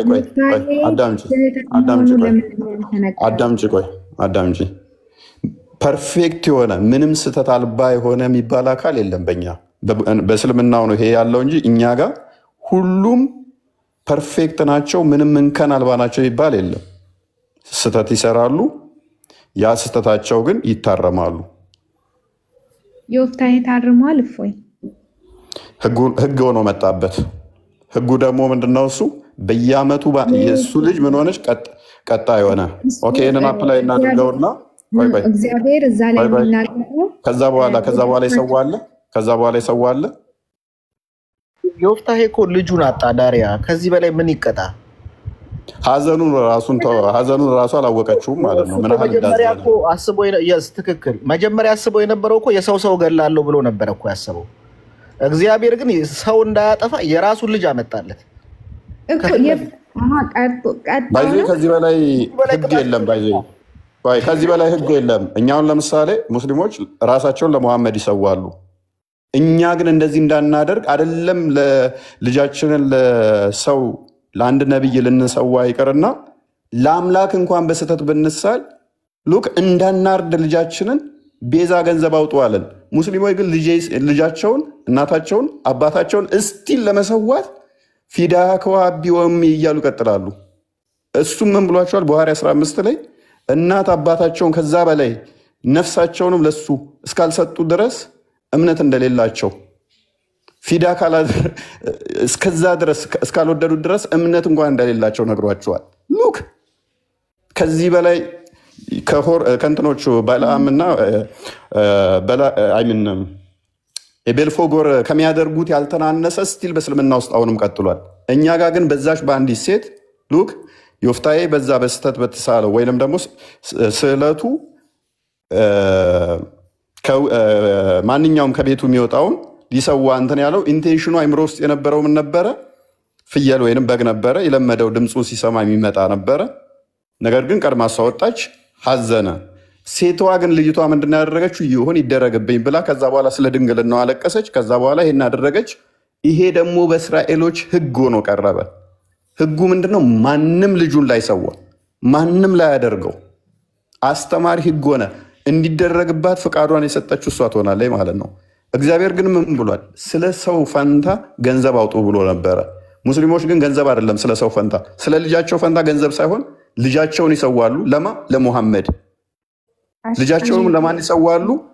ለሙሐመድ ይሰዋሉ። ሉክ አሁን ምን እያለችን ነው? እንዴት እግዚአብሔር እንደዛ እግዚአብሔር ማስቀድሞ ምንም እንዳታደርጉ እንደዚህ ህፃን ልጆቻችሁን እንዳሰውልኝ በዙሪያችሁ ያሉት ጣዖት የሚያመልኩት ይሄን ያደርጋሉና ልክ አሁን ሙስሊሞች እናት አባታቸውን ለሙሐመድ ይሰዋልህ እንደሚሉት በእስራኤል ዙሪያ ያሉት ደግሞ ምን ያደርጉ ነበረ? ልጆቻቸውን ለሞሎክ ይሰው ነበር፣ ያርዱ ነበረ። ፈርዖን ውስጥ ወንድ ልጆቻቸውን እንደሚያርዱባቸው በሞሎክ ደግሞ ያሉት ሞሎካውያን ለሞሎክ ደግሞ ምንድነው የሚያደርጉት? ወንድም ሴትም ልጆቻቸውን ያርዱ ነበረ፣ ይሰው ነበረ፣ ቤዛ ያደርጉ ነበር። ላውራ ጋይድ እኔ አሁን የጠየቁት ይሄ ስህተት መሆኑን ለምን ህጉን ስለማያውቅ ነው ዮፍታሔ ይሄንን ያደረገው ካልክ እግዚአብሔር ይሄ ልክ እንዳልሆነ የሚገልጽ ማስረጃ አለ ወይ? አንተ እንደምትለው ስህተት ነው የሰራው ዮፍታሔ የሚል ነገር አለ ወይ? ደጋግሜ እኮ ነገርኩሽ እህታችን፣ ለእግዚአብሔር ሕፃናትን እንዳንሰው በዙሪያችሁ እንደሚያደርጉት እና አዳምጪ። እሺ ለማንኛውም በቃ አዳምጪ። ለምሳሌ አንቺ ዝሙት ብትሰሪ እግዚአብሔር እየመጣ ዝሙት ኃጢአት ነው ሊልሽ አይችልም። በቃ ገላትያ ምዕራፍ 5 ቁጥር 19 ላይ ዝሙት ኃጢአት ነው ብሎናል፣ አለቀ እንጂ ያንን እዘን ከዛ በኋላ የሆነ ሰንበዲ ኃጢአት ሰርቶ ብናገኘው በዛ ህግ እንዳኘዋለን እንጂ እከሌ ዝሙት ሰርቷልና እግዚአብሔር ኃጢአተኛ ነህ አላለውም ብለን አንልም። ለምን? ህጉ ስላለ። ህጉ ካለ በህጉ ነው የሚዳኘው ያ አካል እንጂ አንቺ አንድ አካል ወንጀል በሰራ ቁጥር ለሱ ተብሎ ህግ የሚወርድ ህጉ ዘሆል ባጭሩ አድርግልኝ። እሺ መልሶችን አሁን ቅድም ምን አልከኝ? ዳዊት መሳሳቱን እግዚአብሔር ቀርጦታል ተናግሯል። ዮፍታሔም ህጉን ስለማያውቅ ተሳሳተ፣ ልጁን ለሚቃጠል መስዋዕት አቀረበ። የተሳሳተበት ነገር ግን የለም። እኔ እንደተረዳሁት አለ። ኦኬ እሺ፣ አንዴ ገና እሺ፣ ሮሜ ምዕራፍ 3 አንዴ አውጪልኝ እስቲ።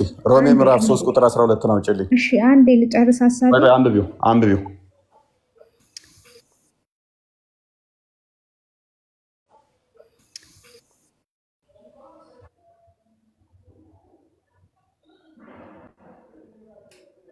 አሁን እኮ ችግሩ ምንድነው? ዳሪያ ጠቅልለሽ ለመወሰን ነው እየተናገርሽ ያለሽ። በቃ ባንቺ ግምትና ባንቺ አንደርስታንዲንግ በቃ እግዚአብሔር እንደዚህ ሆኗል ብለሽ ለመሄድ ነው ሐሳቡ። ያ ነው ሐሳብሽ ባጠቃላይ አይደለም። ቆይልሽ አሁን እግዚአብሔር አታደርግ ብሎ ካዘዘ አሁን በደንብ ነግሮሻል። እኔ አሁን መቼም ከፎይ በላይ አልነግርሽም፣ ግን ለአማልክቶቻቸው ልጆቻቸው እንደሚያቀርቡት እንደዛ ለአምላክ ለእግዚአብሔር አታደርግ ብሏል አይደለ? ይሄን ካለ እግዚአብሔር አይወቅስም። ዮፍታሔ ቢሳሳትም አንደኛ፣ ሁለተኛ ስለትም የተሳለው ዮፍታሔ ነው። ስለት መሳል እንዳለበት ያውቃል ማለት ነው። ስለዚህ ምን መሳል እንዳለበት ምን መሳል እንደሌለበት ያውቃል። ስለዚህ ሰዎች ኃጢአት በሰሩ ቁጥር እግዚአብሔር እየመጣ አይናገርም። ለዳዊት አልሽ፣ ዳዊት ነብይ ነው። አቅም አለኝ ቆይ አንዴ ቢኒ ሰው መሰዋት እንደሌለበት ስለት ተስሏል፣ ግን ደግሞ ሰውን መሳል እንደሌለበት ህጉን አያውቅም ብሎኛል። እፎይ እግዚአብሔር ግን ስለትማ ተስሏል እኮ ስለትማ ተሳለ እኮ ስለት እንዳለም ያውቃል። መሳሉ ራሱ እኮ ማውቁን ያሳያል። መሳሉ ስለዚህ ያውቃል። ቆይ ስለትን ተስሏል ነው ይልሽ። አሁን ስለትን ተስሏል እሱ ግን ምን መሳል እንዳለበትና እንደሌለበት እሱ ነው መናገር የሚያለበት። አስቦ መናገር ያለበት ማን ነው?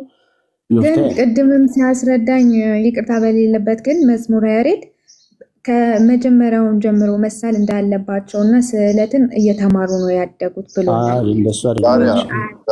ቤሱን እንተውና ስለት መፈጸም ግዴታ ነው ወይ? ያው ስለት ይፈጸማል። ነገር ግን በሰው ዙሪያ ላይ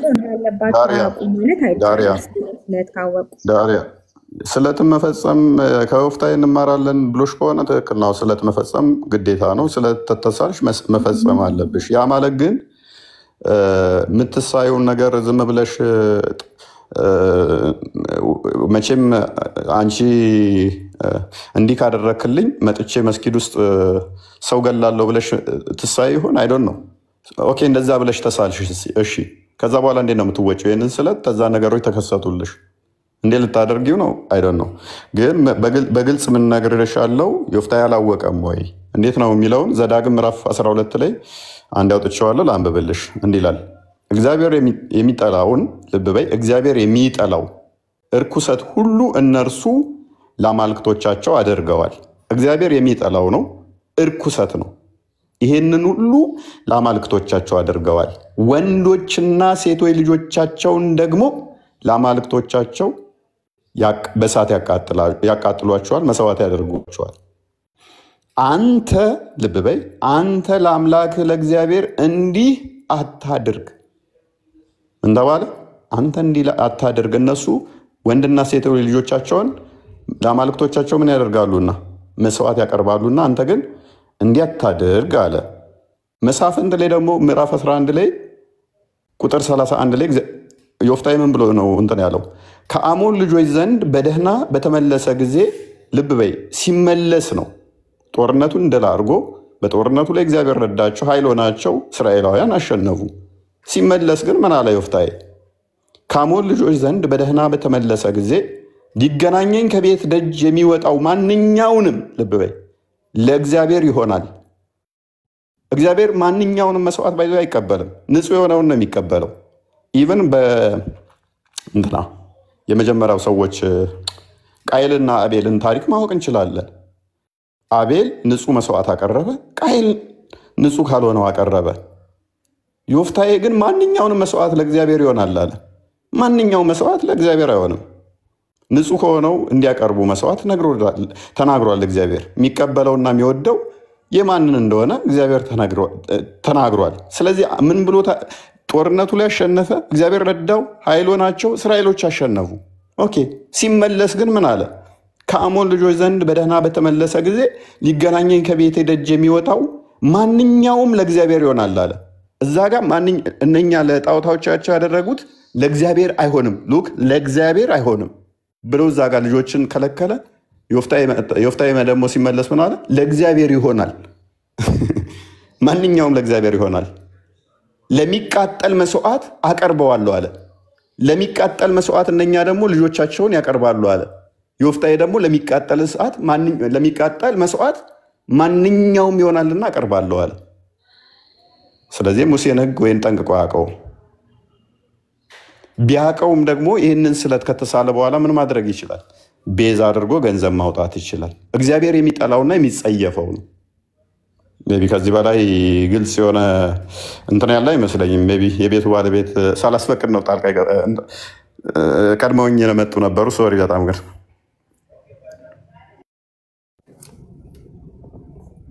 ግን አሁን መተህ ያሰመንካት ነገር ቢኖር እሷ በአንደበቷ አላለችም እንጂ ቅድም አንተ ሳትመጣ እንትን ነበር ያለችው። እግዚአብሔር ተቀብሎታል ነበር መስዋዕቱን። ስለዚህ እኔ እንደተረዳሁት ሁላችንም እዚህ እንደተረዳ ነው አልተቀበለውም ማለት ነው። በህጉ በተቀስክልን ምዕራፎች መሰረት እግዚአብሔር አሁንም ቢሆን እኔ አልተቀበለውም አይደለም አልተቀበለውም የሚለውን አንተ ካላመጣህልኝ በስተቀር ማለት ነው። ዘዳግም 12ም ነገርሽ በህጉ መሰረት እግዚአብሔር አስቀምጦልሻል። ከዛ በኋላ አንቺ ብትሳሳች ግን እግዚአብሔር አንዴ ዮፍታሔ ተሳስቷል። እኔ ላይ ሐሳብ አትስጥ፣ ከሰጠህ ግን እንጠይቀሃለሁ። ዮፍታሔ ስለመሳሳቱ ምንም አይነት ማስረጃ ካልሰጠኝ አልተቀበለም ማለት አልችልም። መጽሐፍ ይቅርታ አንዴ እኔ ላውራ ከጃኮ ጋር እስከቴና ጃኮ ጋር አንዴ ሐሳቧን እንስማትና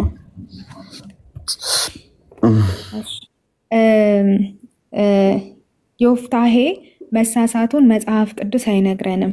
መጽሐፍ ቅዱስ መማሪያ እስከሆነ ድረስ አይነግረንም ሳይሆን ዮፍታሔ አይነግረንም ሳይሆን አልተረዳሁትም። ቅድም ብዬሻለሁ። አሁን እኔ አልተረዳሁትም። እኔ ለምሳሌ ኃጢአት ሰራውና መጽሐፍ ቅዱስ እግዚአብሔር እፎይ ኃጢአት መስራቱን አይነግረንም ብለን አንደመደምም። በአንድ እንትን ሳይሆን የሚደመደመው ሉክ ዮፍታሔ የተሳለው መቼ ነው? እሱ ታውቂዋለሽ? ይህን ስለት የተሳለው መቼ ነው? ከጦርነቱ በፊት ወይስ ከጦርነቱ በኋላ? ወደ ጦርነቱ ሊሄድ ሲል ስተት ከጦርነቱ ሲመለስ ነው። አላነበብሽም ማለት ነው እንዴ? ስለት እኮ የገባው እኮ የስማቸው ጠፋብኝ። የእነሱን በእጅ ካደረክልኝ መስዋዕት አቀርብልሃለሁ ነው ያለው። ሲመለስ አይደለም፣ በእጅ አድርግልኝ ስለቱን አቀርባለሁ ነው የሚለው። መጽሐፍ ቅዱስን ማንበብ እንችላለን።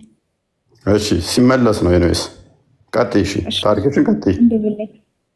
አንብብልኝ። ሲመለስ ታሪኩን ቀጥይ፣ አንብብ፣ ቀጥይ። ከዛ በኋላ ጥያቄሽን ቀጥይ እኮ። ልክ ካልሆንኩማ ተሳስቻለሁ ማለት እኮ ነው። ችግር የለውም፣ ቀጥይ። እሺ ስለዚህ ሲመለስ ነው ወይስ መጀመሪያ ነው? ከአሞን ልጆች ዘንድ በደህና በተመለሰ ጊዜ ነው። አስቀድሞ ከአሞን ልጆች ጋር ከአሞን ልጆች ከተመለሰ በኋላ ነው። ቀጥይ። እሺ መስዋዕቱን ያቀረበው ነው ኖ ከአሞን ልጆች ከእነሱ ጋር ሳይገናኝ ነው? ከተገናኘ በኋላ ነው? ሳይገናኝ ነው እንጂ እንደዚህ አድርግልኝ እንዲህ አደርግልሃለሁ ያለው። ከአሞን ልጆች ሳይገናኝ በመጀመሪያ ኖ በተመለሰ ጊዜ ነው። አንብብልኝ። ኦኬ መክፈም ይችላል። እሺ አንዴ ልክፈተው።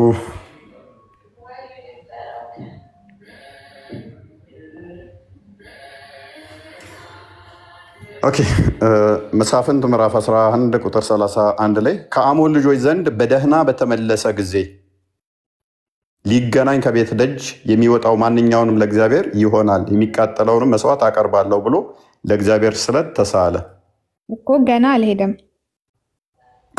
በተመለሰ ጊዜ ነው ሳይመለስ ነው የሚለው ክፍሉ እኮ በተመለስኩ ጊዜ ስለት አቀርባለሁ ነው እንጂ ተመልሶ አይደለም።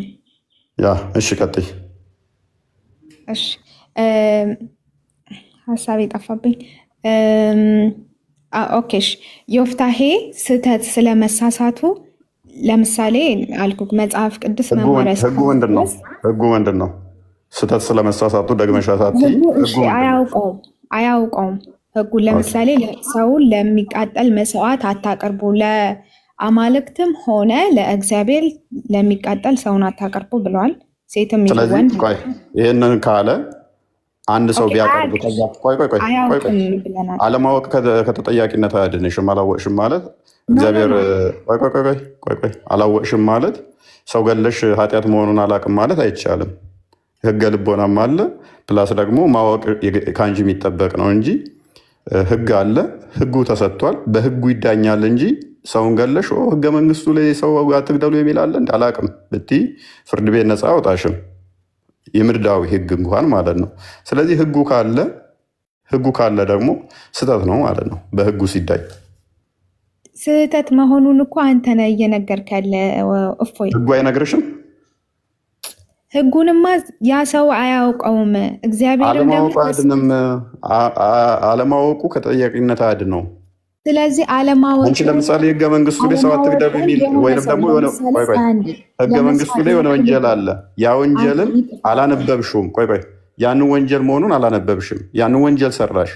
ስለዚህ ህገ መንግስቱ ወንጀል አልሰራሽም ብሎ ነፃ ያወጣሻል? አያወጣኝም። አንዴ ልጨርስ። ግን እኮ አላወቅሽም እኮ ዳሪያ፣ ግን እኮ አላወቅሽም እኮ ህገ መንግስቱ ላይ ወንጀል እንደሆነ አላነበብሽም ነበር እኮ። ስለዚህ ስህተቴ ማን ነው ሊነግረኝ የሚችለው? አላወቅሽም እኮ። እንዴት ሳታውቂ ካዳ እንዴት ስህተትሽ ጎበዝ፣ ስህተትሽ የሚነግርሽ ማን ነው? ፍርድ ቤቱ ስትሄጂ በዚህ አንቀጽ በዚህ ንዑስ እንደዚህ ምክንያት ወንጀል ነው ብሎ ይነግርሻል ዳኛው። ህገ መንግስቱ ይነግርሻል ማለት ነው። አሁን እዚህ ጋር መጽሐፍ ቅዱስ ራሱ ዮፍታሔ ስለመሳሳቱ አልኩክ ምንም አይገልጽም። በቃ ዮፍታሔ አለቃ ሆነ፣ ከዛም በኋላ ሞተ፣ አበቃ ታሪኩ። ለምንድን ነው እሱ በየዓመቱ መውጣት የሚወጡት በእስራኤል ዘንድ?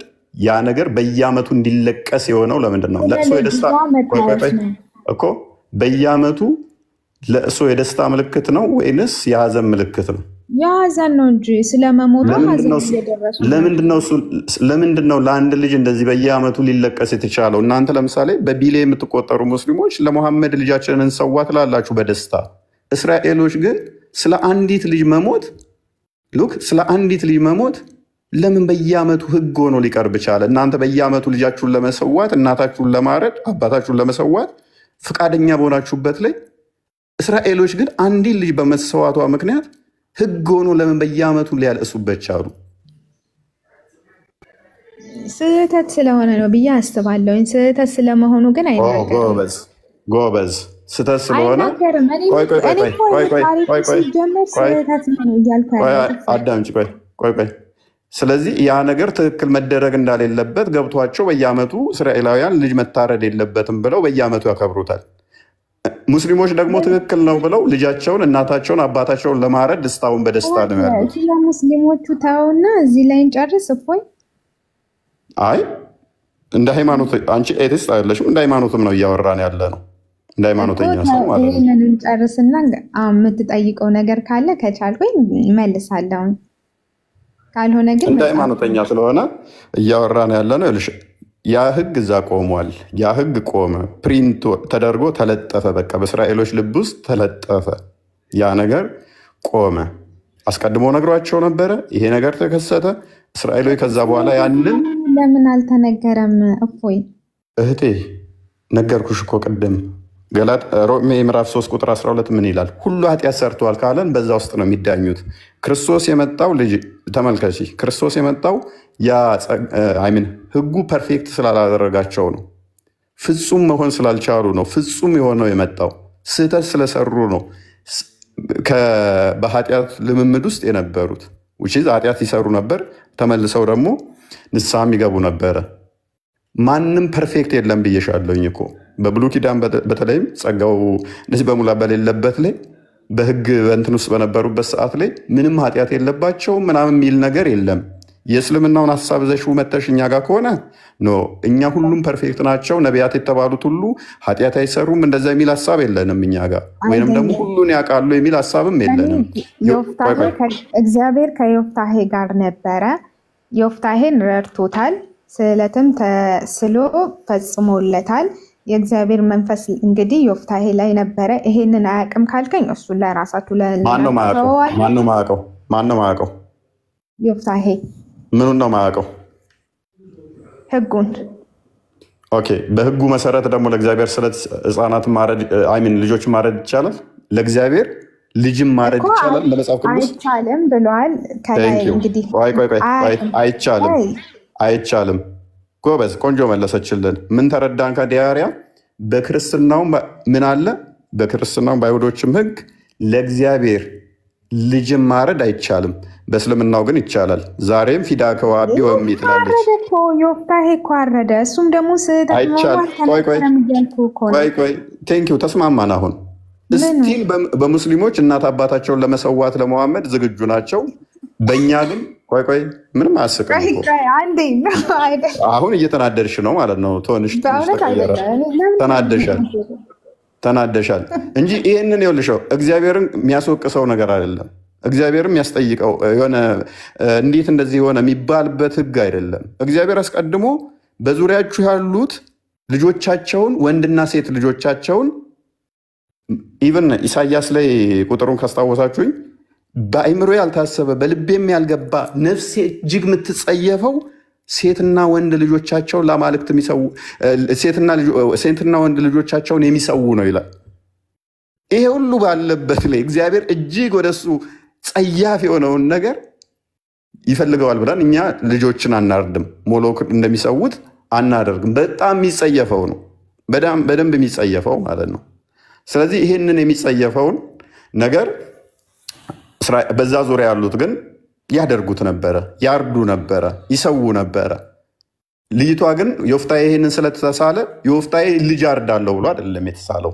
በመጀመሪያ ደረጃ ታቂዋለሽ ክፍሉን ታወሹ ልጅ አርዳለው ሴት ልጄን አርዳለው ጦርነቱን ካሸነፍ የሚል ሐሳብም አልነበረው እስራኤሎችን እግዚአብሔር ፕሮቴክት ያደርጋቸዋል ኃያልነት አሸናፊነትን ስተተገዙ ድረስ ለእስራኤሎች እንትን ብሏል ለዮፍታሔ ሲል ሳይሆን እስራኤሎች ዘሆል አስኔሽን ቃል ኪዳን አላቸው ከግብጽ ሲያወጣቸው ወንዶይ ልጆቻቸው የሚታረዱ ስለነበረ ከዛ ስቃይ ውስጥ ዘፍጥረት ምዕራፍ 12 ላይ ዘፍጥረት ምዕራፍ 15 ላይ ዘፍጥረት ምዕራፍ 17 ዘፍጥረት ምዕራፍ 22 ላይ ለአብርሃም ቃል ኪዳን ገብቶለታል ወደ ቃል ኪዳን ወደዛ ሲያመጣው እንደሚያበዛው ነግሮታል ያንን ቃል ኪዳን ደግሞ ግብጾች እንዳይቀጥል ወንድ ልጆችን ያርዳሉ ይገሉባቸዋል ገና እንደተወለደ አዋላጆቹ ናቸው የሚገሉት ይሄ ቁርአን ላይም ስላለ ታሪኩ ልጆቻቸውን ይገሉባቸው የነበረው ታሪክ አለ የበዓል ታሪክም ደግሞ ቁርአን ላይ አለ ነሰሳሪ ከሆነ እንሄድበታለን እንዴት አስቆመው ህጉን ብዬ ብልሽ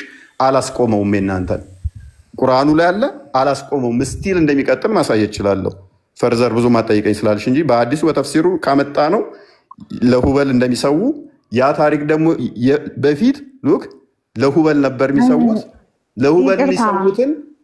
ለሁበል የሚሰውትን እናንተ ለማን ቀየራችሁት በሁበል ቦታ መሐመድ አደረጋችሁና ነፍሳችሁን ልጃችሁን ሚስታችሁን ለሙሐመድ መሰዋት የመተካካት ስራ ነው እንጂ ታሪኩ ቀጥሏል እናንተ ጋር እኛ ጋር ግን እግዚአብሔር አስቀድሞ ማስጠንቀቂያ ሰጠ ቆመ ማለት ነው እንግዲህ ዮዳሄ ለማቆሙ ማስረጃ ሰጥቷል አድርጓል ኦኬ ዮዳሄ ካደረገ በኋላ እንግዲህ እዚህ ጋር ነው አልቆመም ማለት ይችላል እንደውም ካንተ ንግግር ራሱ ማለት ምክንያቱም እግዚአብሔር ስህተት መሆኑን ስላልተናገረ መጽሐፍ ቅዱስ ስለማይናገር አልቆመም ማለት ይችላል ለምን መልካም ህጉ ከሆነው ዮፍታሔ ግን ፈጽሞታል ስለዚህ አልቆመም ክሌም ስላደረግሽ ቀድመሽ ክሌም ያደረግሽው አንቺ ስለሆንሽ አልቆመም የሚል ክሌም ስላደረግሽ እስቲ ቀጣይ ልጁን ያረደ እስቲ አንድ አምጪልኝ ያረደ የለም ማለት ቆሟል ማለት አይደለም አንተ ቆሟል ያረደ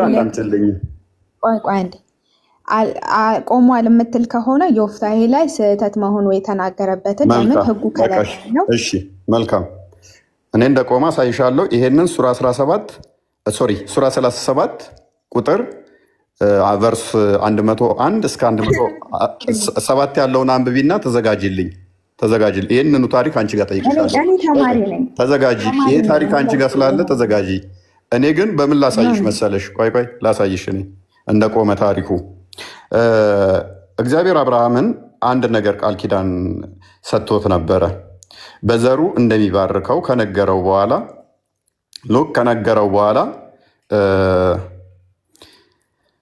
ምንድነው እሱ የተፈጠረው? አብርሃም ዘፍጥረት ምዕራፍ 22 ላይ እንደቆመ የሚያሳይ በመጀመሪያ ደረጃ ዮፍታሔ እዛው ለእሶ ላይ የመቆሙ የሚያሳይ ነው። በየዓመቱ እየወጡ ሊያለቅሱበት የቻሉ ከዛ በኋላ ስላልተደረገ ነው። ከዛ በኋላ ይሄ ታሪክ ስላልቀጠለ ህግ ሆኖ ቆመ። አንድ አስጨርሽኝ። አስጨርሽኝ። ከዛ በኋላ ምንድነው የሆነው? ግን አይ ቲንክ ኩፋሌ ስንት እንደሆነ ባላቅም የአብርሃምን ታሪክ ህፃን ልጆችን የመሰዋት የሴጣን እሳቤ ነው፣ ለአምልኮ ማቅረብ ማለት ነው። ዘዳግም ምዕራፍ 12 ዘዳግም ምዕራፍ 18 ቅድም እንደተናገርኳቸው ዘሌዋውያን ላይም አለ፣ ትንቢተ ኢሳያስ ላይም አለ። ይሄ ለጣዖታውያን የሚሰዋው የሴጣን እሳቤ እንደሆነ የሚያመላክት ነው። ካያችሁ አብርሃምን ልጅህን ሰዋልኝ ብሎ ጠይቆት ነበረ። እግዚአብሔር እንዴት ነው ታዲያ አስቀድሞ ህፃን ልጆችን እንዳሰው ብሎ ከከለከለ? ሉክ ህፃን ልጆችን እንዳሰው ብሎ ከከለከለ ዳሪያ የቆመበትን ቀጥሏልም ስላለኝ ማለት ነው። ህፃን ልጆችን እንዳሰው የሚል ህግም ካለ እንደገና ደግሞ አብርሃምን አስቀድሞ እንዴት ልጅህን ሰዋልኝ ሊለው ቻለ? ካዳ ይፈልገዋልን? ኖ። ካያችሁ ዘፍጥረት ምዕራፍ 22 ላይ እግዚአብሔር ዞት የሄድና የሴጣናውያን እሳቤ ነው። ሴጣን እንትን ውስጥ እንደሚገባበት ኩፋሌ ላይ ያስቀምጠዋል። የሴጣን እሳቤ እንደሆነ ማለት ነው። ሴጣንም እንደዚህ አይነት እሳቤ ልጆች እንዲሰዉ እንደሚፈልጉ ሜይ ቢ ክፍሉ የምታውቁት ትሄዱበታላችሁ። በኋላ የአብርሃምን ታሪክ ኩፋሌ ላይ ስለሚያነሳው ረስቸዋለሁ የትኛው ክፍል ላይ እንደሆነ። ይስሐቅን ዞ ከሄደ በኋላ ወደ ሞሬ ተራራ ዞ ከሄደ በኋላ እንጨትና ወደ ተራራው ዞት ይወጣል፣ ሊሰዋ ዞ ይወጣል። ነገር ግን እግዚአብሔር መጨረሻ ላይ ባጋደመው ሰዓት ላይ ምንድን ያለው? ተው አታድርግ ነው ያለው። በሱ ቦታ ምን ሰጠው? በግን ሰጠው። በማ ቦታ? ቤዛነት። ቅድም ያልኳችሁ ለዚህ ነው። እዛኛው ጋር ቢሳሳቱ ለሴቷ 30 ብር ስቅል እንዲያወጣ ነግሯቸዋል። ለአብርሃም ቀጥታ አስቀድሞ ምን አይነት ምሳሌ ሰጠው? ልጁን እዞ እንዲወጣ አደረገው። ከዛ ካወጣ በኋላ እነኛ ልጆቻቸውን እዘው ከወጡ በኋላ አርደው ነው የሚመለሱት፣ ያርዳሉ ለጣዖታውያኖቹ። እግዚአብሔር ግን ምን አደረገው? አብርሃም ይስሐቅ የክርስቶስ ጥላ ነው። ዋና አካሉ ሊመጣ ላለው ምሳሌ ነው። እንጨት ይዞ ሲወጣ ክርስቶስ በእንጨት እንደሚሰቀል ምሳሌ ነው። ወደ ተራራ ሲወጣ ክርስቶስ በቀራንዮ የተሰቀለው የሚያሳየ ነው። አንድያ ልጁን ይዞ ሲወጣ ክርስቶስ አንድያ ያብ ልጅ ለእኛ ቤዛ እንደሚሆነን የሚያሳየ ነው። ስለዚህ ምን አደረገው? ይዞ ከወጣ በኋላ በምትኩ ምንድን ነው የሰጠው? እረፍ አታድርገው ካለ በኋላ በእርሱ ቦታ ምንድን ነው የሰጠው? በግ ነው የሰጠው። ይሄ ታሪክ በተመሳሳይ ይቀጥልና ቻፕተር 37 101 እስከ 107 ድረስ የመጀመሪያ ልጁን አብርሃም በስለት ያገኘውን እዞት ይሄዳል ወደ ሊሰዋ፣ ቁርአኑም ላይ ማለት ነው። ከዛ በኋላ ቤዛ ሆነው ይላል፣ ተቤዠ ነው ይላል። በምንድን ነው የተቤዠው? የሚታወቅ የለም። ነገር ግን ሊሰዋ ልጁን ይዞ እንደወጣ ይናገራል ቁርአኑም ክፍል ማለት ነው። መጽሐፍ ቅዱስ ግን ልጁን አብርሃም ማረድ እንደሌለበት አደረገና ምን ሰጠው? በግ ነው ምትክ የሰጠው። በግ ይዞ በግ ሰጠው ማለት ነው። ቁርአኑ ላይ በተመሳሳይ ተቤዠው ይላል። ያ ቤዛነት ስቲል ቀጥሏል። ፊዳከ ወአቢ ወእሚ የሚለው ታሪክ ቤዛንላችሁ እንሰዋላችሁ የሚለው ታሪክ ቀጥሏል። ባይዞ የሱ ብቻ አይደለም። ለሙስሊሞች ለእያንዳንዱ ሙስሊሞች ገና ገነት እንዲገቡ አይሁድና ክርስቲያን ቤዛ ይሆናቸዋል፣ ይሰዋላቸዋል። አንድ ሙስሊም አንድ ክርስቲያን ገነት እንዲገቡ ማለት ነው። ለእኛስ ለአብርሃም ማስተማሪያነት አድርጎ ምን ሰጥቶታል? ልጁን ይዞ ወጣ። ልጁን እንዳይሰዋ ከለከለው፣ በግ አወረደለት። በሙሴ ሕግ መጣ። በሙሴ ሕግ መጣና ሰው ቢሳል ወንድ ከሆነ ይሄን ያህል ገንዘብ ይስጥ፣ ሴት ይዞ ከወጣ ደግሞ ይሄን ያህል የብር ስቅል ትስጥ ብሎ እግዚአብሔር ሕግ ሰጠ።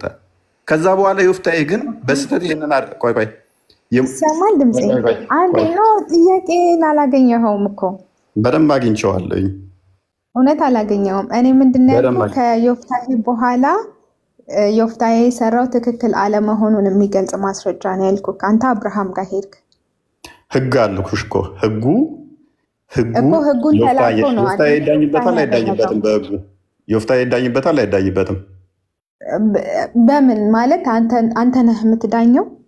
መጽሐፍ ቅዱስ ባላለው ሕጉን ተላልፎ መጽሐፍ ቅዱስ ባለው በመጀመሪያ ደረጃ አልሽው። ቆይ መጽሐፍ ቅዱስ በመጀመሪያ ደረጃ የእናንተን ቁርአን እኛ ዝም ብለን አይደለም የምናነበው። ኢቭን ሱራ 10 94 ላይ፣ ሱራ 21 17 ላይ፣ ሱራ 16 43 ላይ ለእኛ ስልጣን ይሰጠናል ቁርአናችሁ።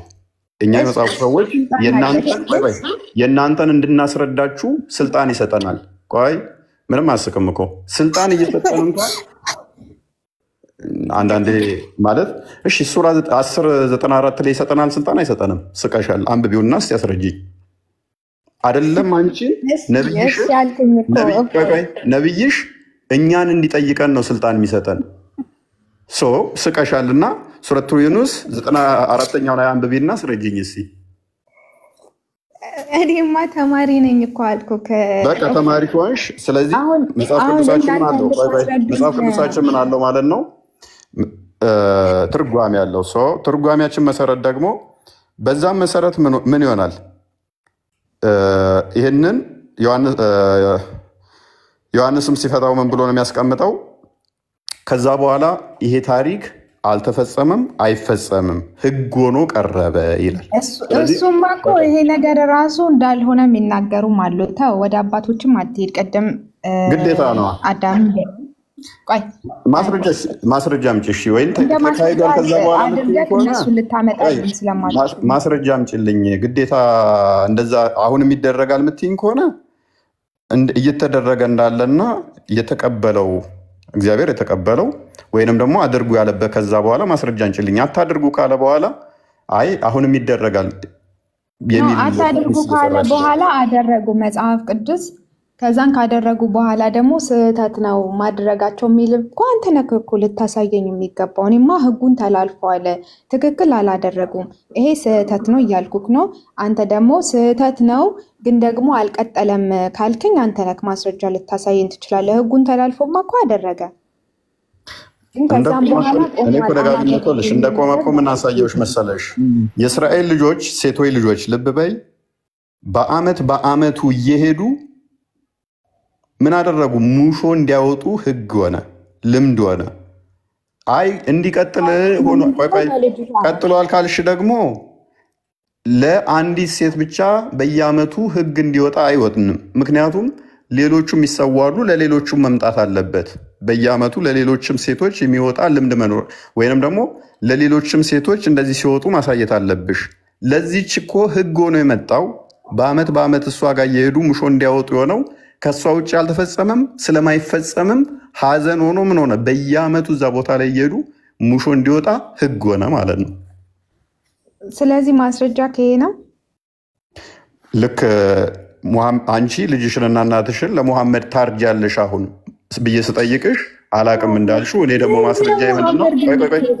ቆይ ምክንያቱም አንቺ ስቲል ሙስሊሞች ስቲል በቢሊየን የሚቆጠሩ እናት አባታቸውን ለሙሐመድ ያርዳሉ። እኛስ እንዳናደርገው ሕግ ተሰጥቶናል። ዮፍታሔ ደግሞ በእንደዚህ አይነት ሁኔታዎች ውስጥ ባይዜ ሀዘን ገባ፣ አዘነ፣ አለቀሰ። እግዚአብሔር ከኛ የሚፈልገው ምንድነው? ብንሳሳት እንኳን ሀዘናችንን፣ ጸጸታችንን፣ ለእሷችንን ነው። አዘነ፣ አለቀሰ። ልጅቷ ግን ስለ ቤዛነት ፈንታ ምንድን ያደረገችው? ራሷን ስለ ድንግልናዋ ነው እንጂ ስለ ነፍሷ አይደለም ያለቀሰችው። ስለ ነፍሷ ስታለቅስ አናገኛትም ማለት ነው።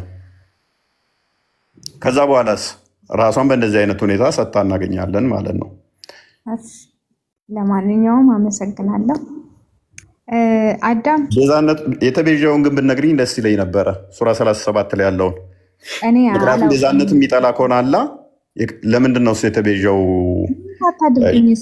ለምን እንደተቤዣው ልነግሪኝ ትችላለሽ? ቤዛነት እንደዚህ ማለት እንደዚህ ጥያቄ የሚፈጥርብሽ ከሆነ አንዴ ስልኬም ቻርጅ እንደዚህ እንትን የሚል ከሆነ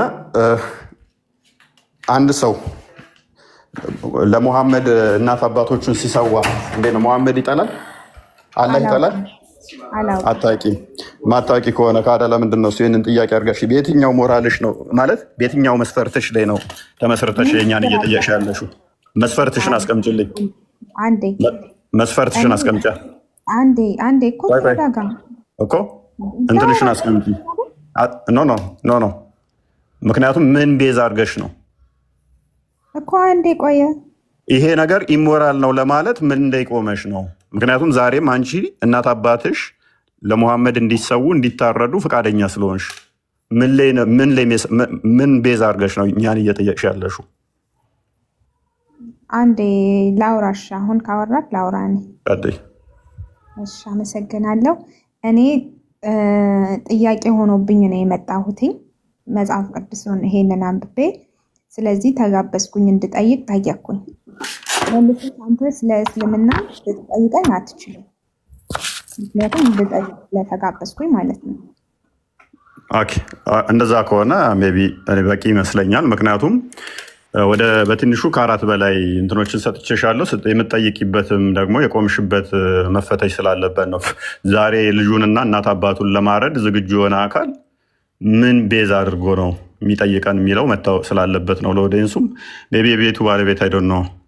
ከዚህ በላይ ያልገባው ካለ ሌሎች መቀበል የተሻለ ይመስለኛል። ለማንኛውም አመሰግናለሁኝ። አዳምም ሚኪሻም አመሰግናለሁኝ። እሺ